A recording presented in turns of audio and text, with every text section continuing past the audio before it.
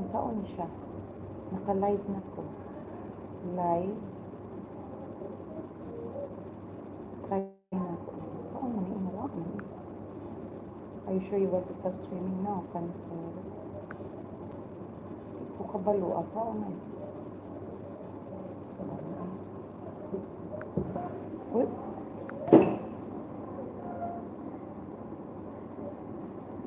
Hindi ko makita.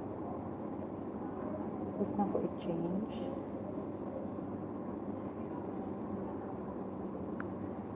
No, cancel. Hindi man ako makita.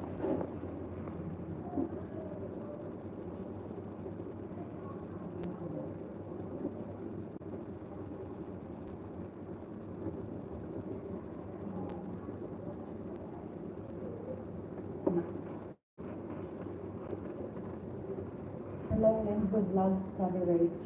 Hindi ko kabalo pa unsa ni nga naianin lang ako ang. Thank you, Renzo, for the kamsa. B. Unsa ni nga picture, thank you. Hindi ko kabalo unsa ni ang kanya ang dagway. Ana di ay. Unsa ba ay? Naunsa man ni akong live.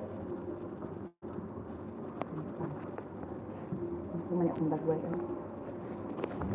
Conscious man ta ani. Kanang yung floor, wala ka kaad sa hapon pero tigaan ka jacket ron. So asa man yun? Hindi ko kabalo pa unsa man. Anong ani man ni? Anong ang akong screen mo ay nakita? So makita diri kung adtuon ta ka rin sa vlog. So makita siya kung kinsa ang akong ginatan-aw. I like Renzo vlog. Adtuon ta ka rin.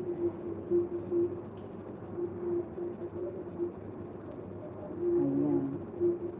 I-ring na ta ako. Wow, palako na ba sa ng balay? 4.95.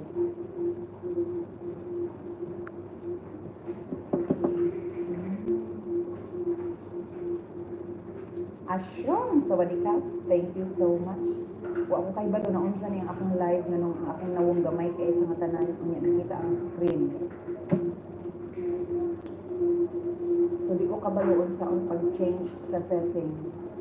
Allah, bahala na siya basta naka-live ko.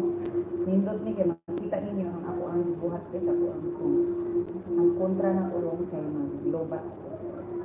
You're using an app. Yes, I'm using the YouTube app. Pero wa ko kabalo unsa ni. Nagamay ako nawong pero ganahan ko kay gamay ako nawong di makita akong dagway. I'm live. Akong ikwan din. Akong i-share niya ang akong link kung saan ako pag-share. Wa ko kabalo akong ngipin ganina. So, I don't know. I'm still exploring. Nakatry na ka ani asyong. Sabi ay. Ang messenger, makita lagi na ako messenger ba? Pastilan, unsubscribe from Renzo. Uy, dili, mag-unsubscribe mo. Ano man eh, sorry. So, sa man eh.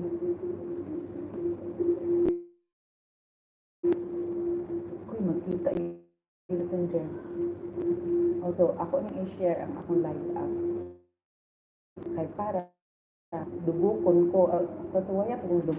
Traveling from Bangkok to Chiang Mai? Well, you can either go to bookaway.com, choose your preferred method of transportation, and get to where you need to go with ease. Or you can look for a local travel agency, negotiate the price, reach an agreement, negotiate again because you realize the price doesn't include, or your girlfriend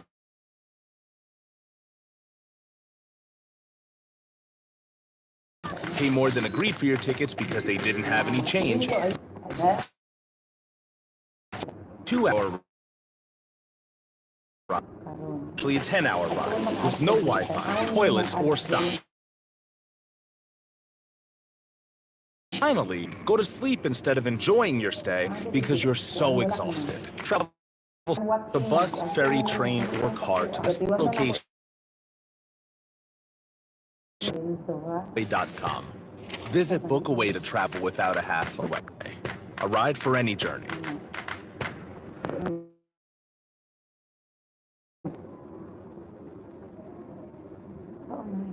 Nawala. O naragya ko na naday. Ay! Masutian ni inani? Ano masutian mo? Kung magtanaw sa ad, masutian?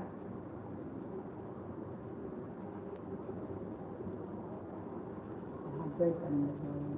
Hindi mo makagawa siya. Ay, makita ang mga. Unfortunately, I don't know. The play pag-an. Renzo. Asa na ka Renzo?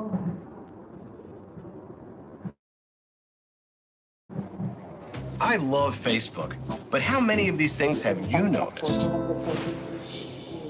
We all have that friend changing their relationship status. One day they're single, the next day they're in a relationship, the next day they got engaged, then all of a sudden it's complicated, and then all of a sudden it's single again. It's what we call the Facebook circle of life.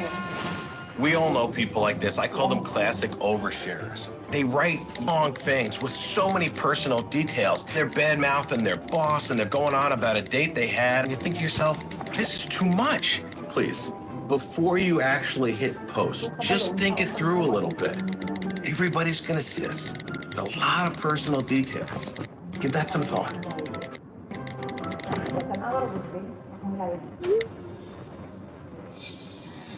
Now, for every oversharer that there is, there's always the classic undersharer. Did they get on there and they say something like, oh, today has been the worst day ever? What do you mean worst day ever? A worst day like you got a diagnosis?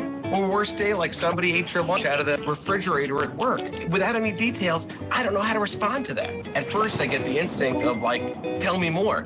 But then I get a bigger instinct that says, wait a second, I don't really want to hear more. I can't stand these people who post about their workouts. They get done and they're like, oh, I just ran 6.2 miles. You know what? Good for you. Now, I'm laying on my couch eating cooking. I drove 55 miles today in my car. You don't see me posting about it. And this is why you'll never find me in a gym.